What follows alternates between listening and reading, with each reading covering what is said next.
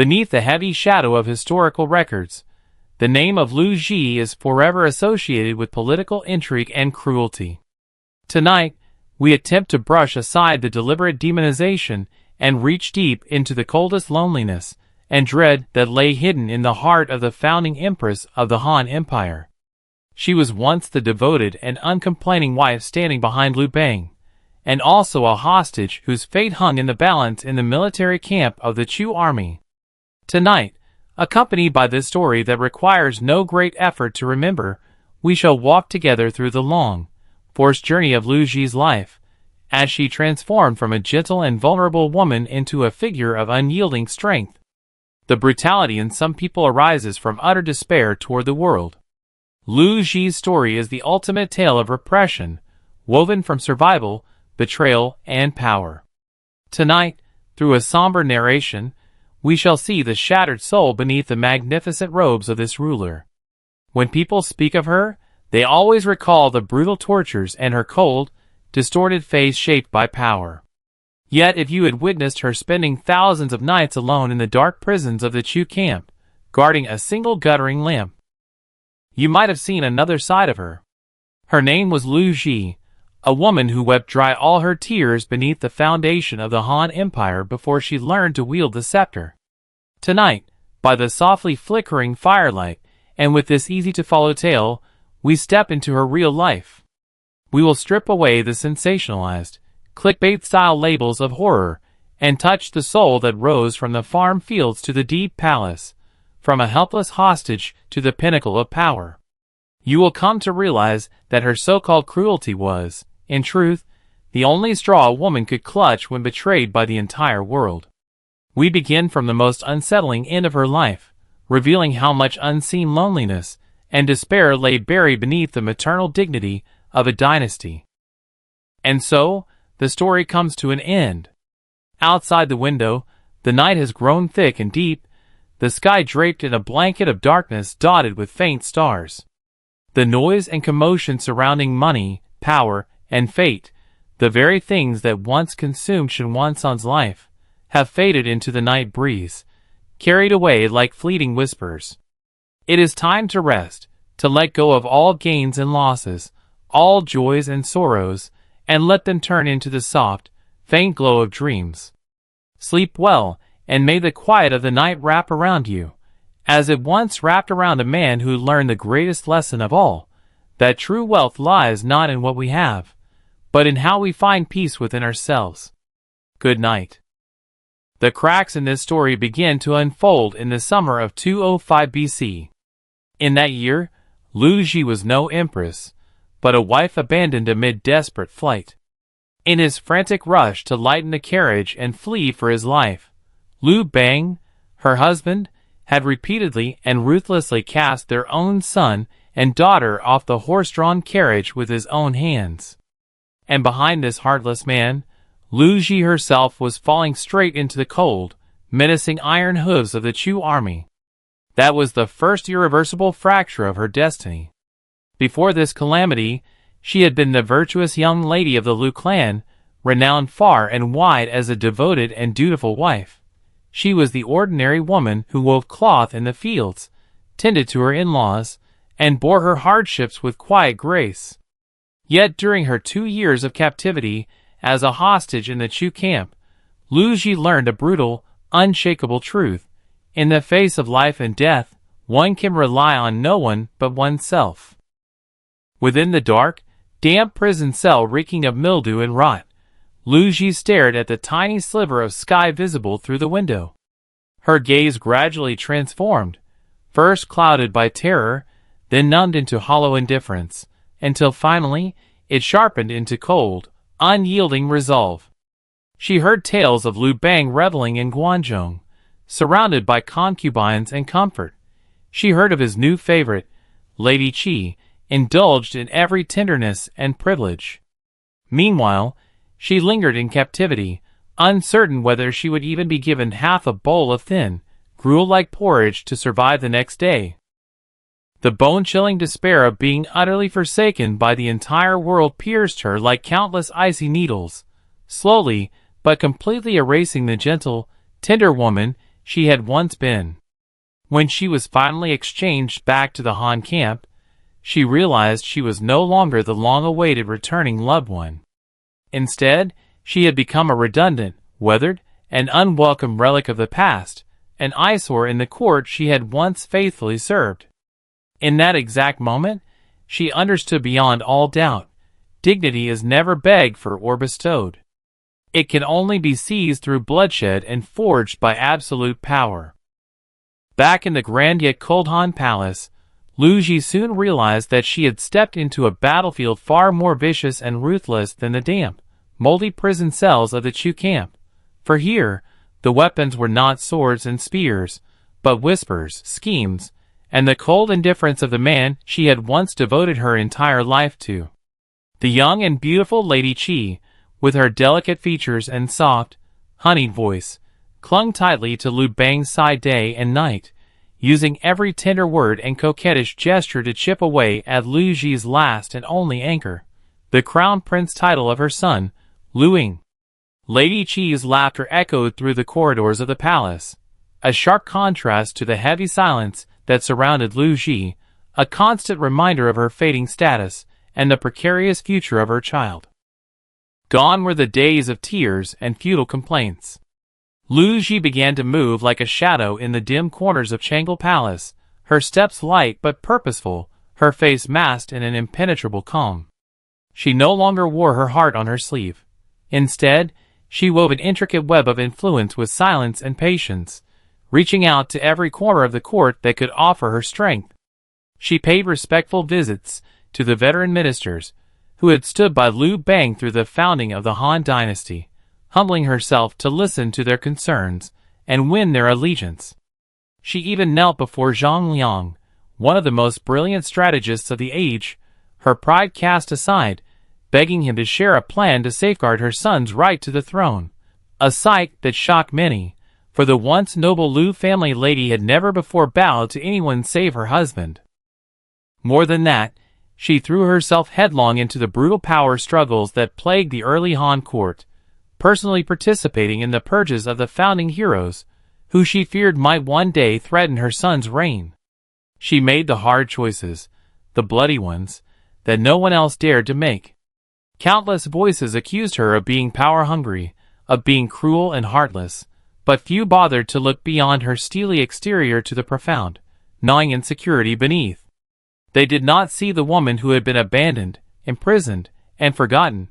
They did not understand that her ambition was merely a shield, a desperate attempt to harden herself into something unbreakable, so that she could shield her children from the vicious wolves lurking in every palace hall, where loyalty was fleeting and life was cheap. The night she ordered Han Xin's execution was a night of pitch-black darkness, the moon over Jiankong completely hidden behind thick, roiling clouds, as if even the heavens were unwilling to witness the bloodshed. Lu Ji stood outside the bell chamber, her figure rigid against the cold night air, listening to the terrified screams and gurgles of the man who had once been one of the greatest generals of the Han dynasty, screams that cut through the silence like a knife. Her fingers dug so deeply into her palms that crescent-shaped wounds formed, blood seeping through her sleeves, but she did not flinch. In that moment, there was no joy, no sense of victory, only a profound revulsion, a sickening feeling of brother turning against brother, of kindred spirits destroying each other in the name of survival. Mixed with that revulsion was an overwhelming sense of tragedy, a bitter acknowledgement that she had no choice, that this was the only way to protect what little she had left. When she returned to her chambers later that night, she stared at her reflection in the bronze mirror. The woman staring back at her was a stranger, her face lined with fatigue and sorrow, her eyes cold and sharp, her once soft features hardened by years of suffering and betrayal. She could barely recognize the gentle young woman who had once woven cloth in the fields, who had tended to her in-laws with kindness, who had loved Lu Bang with all her heart. She knew, in that quiet moment, that she was slowly transforming into the very monster she had once feared and hated, the kind of person who could shed blood without hesitation, who could sacrifice compassion for power. As Lu Bang's health declined, His body wasting away from illness, Lu Ji kept a constant vigil by his bedside. Her expression was impassive, her eyes as cold as ice, not a trace of warmth or longing in her gaze. She did not ask him if he still loved her, did not beg for a final moment of tenderness, did not lament the love they had lost. Instead, her voice was steady and unwavering as she asked the only question that mattered. "After I die, who will assist in governing the state and protecting my son?" It was a question born of complete, unflinching clarity, a recognition that love, loyalty, and sentiment were meaningless in the face of power and survival. It was the most painful awakening a woman could ever experience, a quiet, crushing sorrow that she bore alone, hidden beneath the armor of a queen who could never afford to be weak again. When Lu Bang drew his last breath, Lu Ji finally stood at the pinnacle of power, yet she sank deeper into an overwhelming sense of oppression, one far heavier than the despair of her captivity in Chu or the loneliness of being neglected in the Han Palace. Her revenge on Lady Qi would later be recorded as a bizarre and horrific tale passed down through the ages, a story of cruelty that shocked generations. But if we look through the dark lens of that era, when power was ruthless and grievances were buried deep, her vengeance was more like an explosive outpouring of decades of pent-up pain, humiliation, and abandonment. It was not merely a struggle for political power. It was the ultimate counterattack of a first wife, one who had been insulted, cast aside, and neglected for half her life, against the frivolous power that had stolen her dignity, her love, and nearly her son's future. Yet, after the revenge was done, Lu Ji found no true joy, no sense of relief or closure.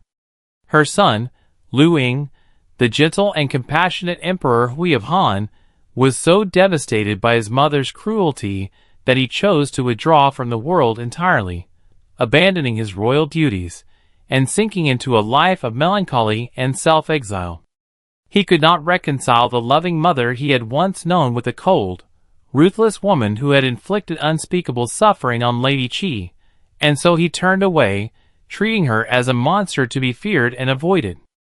Lu Ji sat alone in the vast, empty palace hall, the echoes of her son's cold indifference ringing in her ears.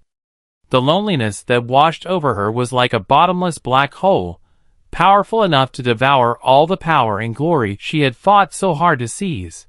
For what was the point of ruling an empire if the only person she loved and cherished viewed her as a villain? To escape that crippling loneliness, she retreated into a secluded chamber, burying herself under mountains of memorials and state affairs, pouring all her energy into governing the empire. She abolished the harsh and cruel laws of the Qin dynasty, which had tormented the people for years, and advocated a policy of non-interference, Ji, allowing the war-weary people to recover, to till their fields in peace, and to rebuild their lives. This was the great contradiction at the heart of Lu Ji. To her political enemies, she was as harsh and unforgiving as a bitter winter, showing no mercy to those who threatened her or her son. Yet to her country and her people, she possessed a nearly maternal clarity and compassion, understanding their suffering and doing everything in her power to ease it. She was a woman torn between cruelty and kindness, between vengeance and duty, between power and loneliness. She sought redemption in power, clinging to it as a lifeline to escape the pain of her past and the emptiness of her present. But power, she soon discovered, was nothing more than a massive mirror, one that reflected back her true self. A woman worn down by decades of suffering, her face etched with exhaustion, her eyes filled with unresolved resentment and unspoken sorrow. The more power she held, the more isolated she became, and the more she doubted the loyalty of those around her. In her later years, she began to frantically promote members of the Lu clan, appointing them to high-ranking official positions, and consolidating their power in the court. To the outside world, this seemed like a blatant case of consort clan meddling in state affairs, a greedy grab for power to secure the Lu family's dominance. But in truth, it was her final, almost pathological longing for the connection of blood, her last desperate attempt to fill the void in her heart. Having been betrayed and abandoned by everyone she had ever trusted, she could no longer believe in loyalty, friendship, or even love. She could only cling to that thin thread of blood ties, hoping that her own family would stand by her, that they would not abandon her as everyone else had done.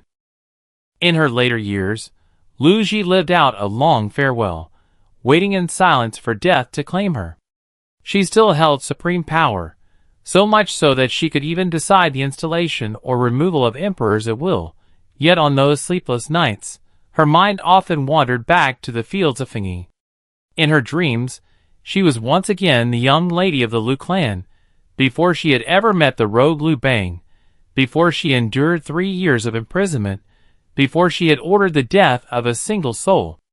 In her dream she wove cloth, her fingers deftly moving between warp and weft, and the rhythmic tapping of wood against wood brought her a peace she had never known.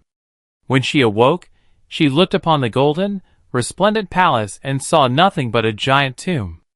She knew the glory of the Lu clan was no more than a fleeting bloom. Once she was gone, all her schemes and calculations would scatter like smoke.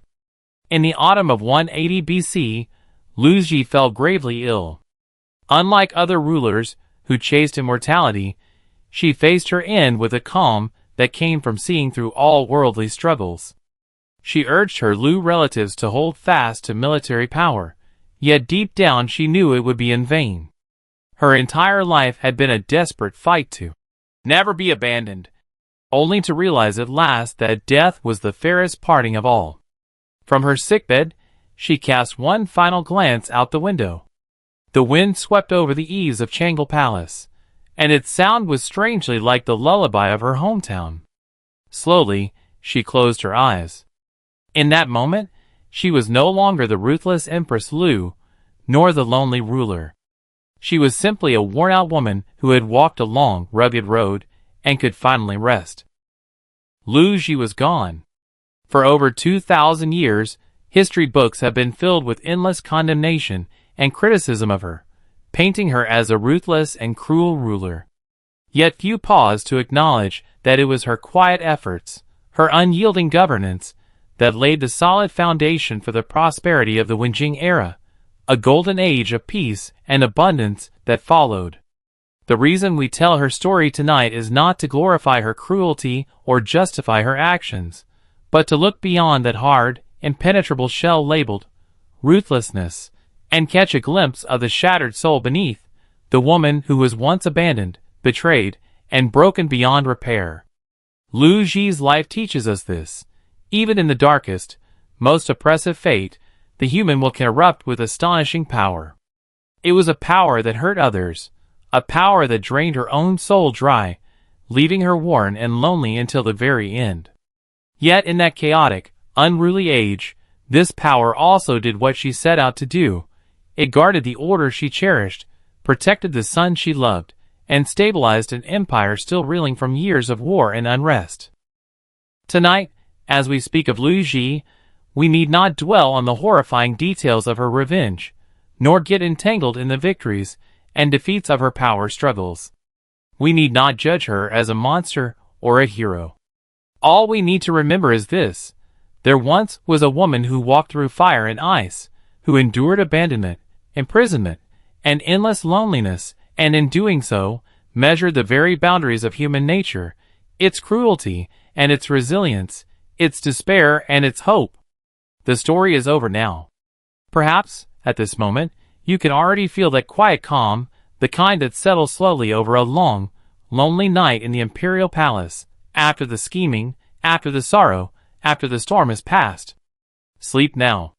Let all the restlessness, all the pain, all the unresolved grievances settle to the ground, like the dust of history, never to disturb you again. Good night.